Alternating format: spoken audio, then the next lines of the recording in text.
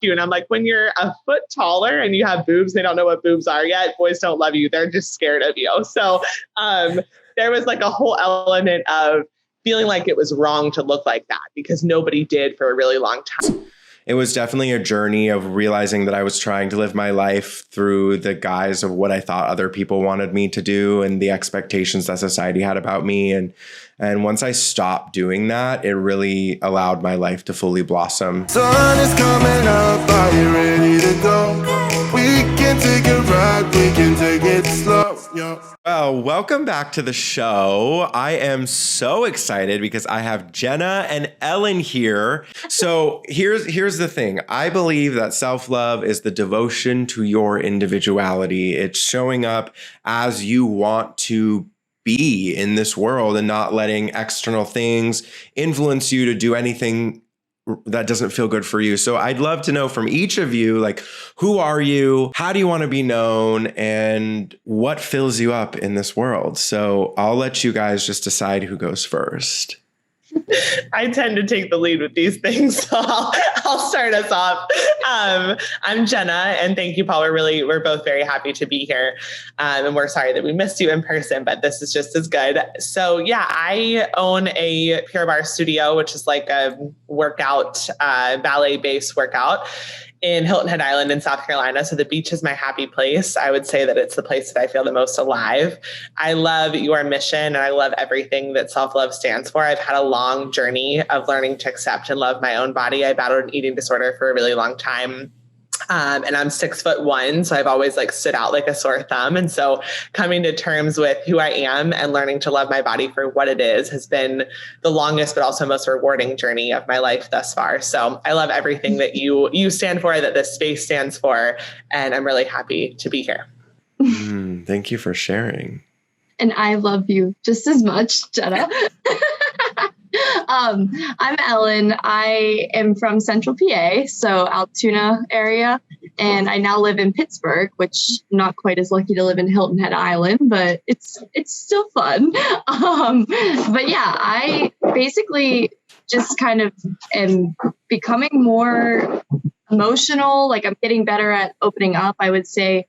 Probably up until a year or two, I was a lot more reserved. And I've gotten to a point now, especially with Jen and I's friendship, it's really helped me grow and become a little more open and comfortable with talking about myself. But I think, for me, I had a really serious injury and I had a lot of sicknesses throughout the injury that kind of put me in a perspective where I had to look inside. Like I always was just so naturally looking at everyone else and I always want to help other people. And I think once that happened, I then transitioned to being a little more self-focused. And I obviously still love people and I want to help anyone I can, but I look at myself more than I used to. And I kind of put myself first in more situations. Good for you. I'm snapping for you. That's beautiful. Congrats. Like putting ourselves first is so good and it's also so challenging. And I can relate to everything you said. And it's beautiful to witness you where you are right now. Well, so let's rewind because I want to hear the love story, like how you two met, was there ever a time where you're just like, oh, I do not like her? Or was it always just we're best friends forever and ever and ever? It was love at first sight. No, we were actually playing basketball. Jenna, where were you at? We went to two different high schools, and she had come to Bellwood, which is where I went to middle school, elementary school, everything. And I remember she walked in and she was tall. So I was like, whoa, she's going to be really good, which was what you got a lot. It's because you're tall, everyone was like, she's a basketball player. Well, it was weird because my dad was one of those, he was a sports dad to a T. So my team wasn't playing in the league that my team was taking a break and I was not allowed to take a break. So I had to step outside of my high school and join this other high school team that I didn't know. And Ellen was the first person that I met. And as you can tell in 5 minutes with her, it's super easy to start talking. So, yeah. And this was actually elementary school, but we had the same high school, elementary school names. Yeah. So I started talking to her and I remember she said she had 14 horses And I was like, Grew up on a farm. This girl's super cool. So then we were basically best friends. Just for someone who's listening, who's looking to make new friends, like what would you say is like a step that they can take to make new friends? Most importantly, be yourself. I think with the day and age that we're in, there's so many expectations and, things that you're posting on social media might not really be how you're feeling that day. And I think if you can just go into every situation as true and as raw as you can be, you're most likely going to attract the friends that need to be in your life. I think sometimes you go into a situation, you're like, well, let me act cool or let me act a certain way. And then people either don't think you're cool or you are around people that really aren't that cool. So then you're just, I think if you just stay true to yourself, you're going to find the right friends that you're meant to be with.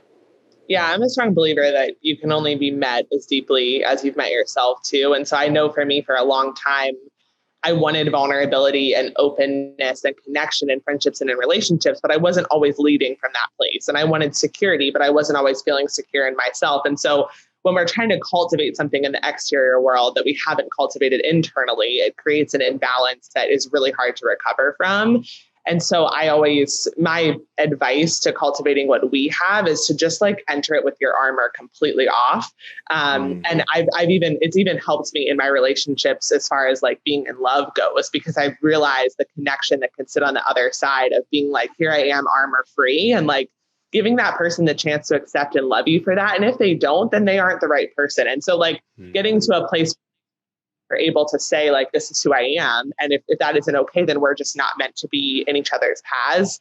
It cultivates a level of freedom that I feel like without our friendship, I wouldn't really have known was possible. But it's something that I look for in other friendships or in other relationships going into it. And it set a standard that I'm just not really willing to accept anything less than what we have. She is not willing to accept anything less. Period. Period. Wow. Yes. I love that. I think that now would be the perfect time to play our first road trip game. So I'm going to draw a card from my favorite deck of the We're Not Really Strangers. Ooh, this is going to be a good, juicy one. So I'm just going to ask this question and then we're all going to answer it.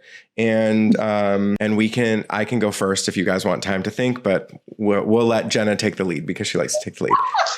Okay. What parts of myself have I felt the need to change in the past that I now embrace? I would say my body, my curves for me. Oh, I want more story. Okay.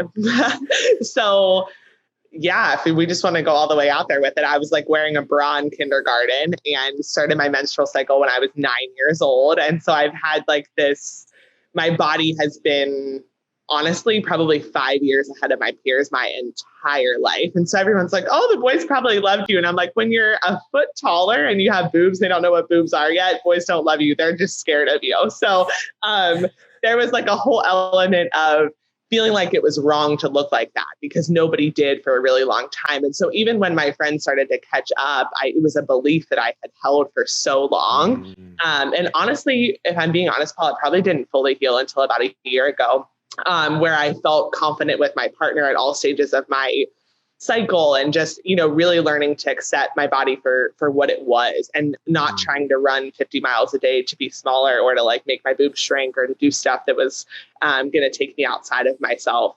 And so now it's like, for the first time I look in the mirror and I love my curves. Like I get upset if I, am starting to lose them. So it's been a love story with my body, I would say. Here for that.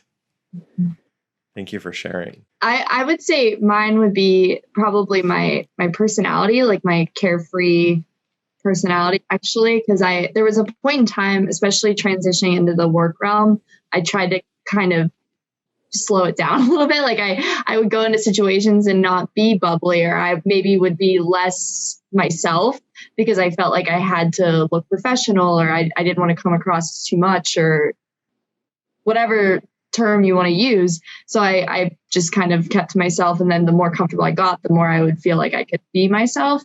And now I'm just kind of like, if we're talking about a document, we can talk about it and be real about it, but I don't have to be like every professional word there is, like I don't know how to use the example, but I think I've just become less buttoned up than I was trying to be. I guess it's my turn now. So I mean, for the longest time, I tried to, silence my sexuality, who I was. And that was I've talked about it ad nauseum on the show, but it was definitely a journey of realizing that I was trying to live my life through the guise of what I thought other people wanted me to do and the expectations that society had about me. And once I stopped doing that, it really allowed my life to fully blossom, live in the understanding that I am here for a reason and I've been given the gifts that I have for a particular reason, and showing up as my most authentic self is going to be way more healing and supportive to others than pretending that I'm something that I'm not. So I think that kind of statement might resonate with all of us here right now. But it's beautiful, because we have 3 different characteristics, body, personality, and just like sexuality. And those are all real, like, core pieces that a lot of us struggle with as humans and members of society. And really, the message, I think, collectively across the board is like, just embrace what you have, because it's all you have, and love that. And that's the best thing that you can do for yourself. Okay. Fuck, marry, kill. Integrity, vulnerability, and friendship. Oh, I love to make it so hard. Oh, who's going first here? I'll go. Okay. I'm going to say marry integrity, friendship, fuck, and kill vulnerability. And let me say why. I'm going to marry integrity, and because I'll be have integrity, you'll just stay in my life by default, Jenna. And then friendship, I would say you have friends, they come and go. It's kind of like a one-night stand. And then vulnerability, I don't do the best with vulnerability, so I could just kill it and be fine. I love that I'm like more of a lover than a friend, because I would be very offended by this. But gosh, Paul, this is like probably one of the hardest questions I think I've ever answered. I would marry integrity. I would fuck vulnerability, and I would kill friendship. Did you hear that, Ellen? I'm out. I'm gonna go. That's my answer. I'm dead. That's my answer. What's your reasoning?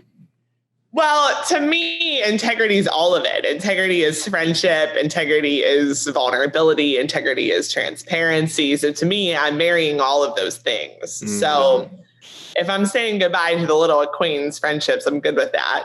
And vulnerability would be a real good one-night stand. So that's my reasoning. I've never had a vulnerable. Have you guys ever had a vulnerable one-night stand? Like, I'd be down for it. I don't know. Maybe. Who knows? Probably not. Normally they're terrible, so maybe it would be a better experience. I don't know.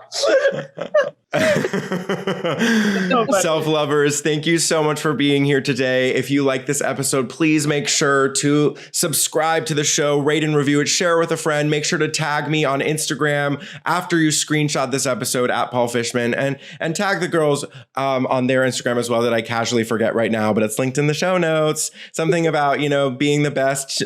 She is my person podcast. It came to me. Wow. See, we're being vulnerable. We forget things. We're not perfect. You're allowed. I'm only human. Okay, we got to stop, or I'm going to keep on going. So thank you so much for being here. Love you the most. Bye.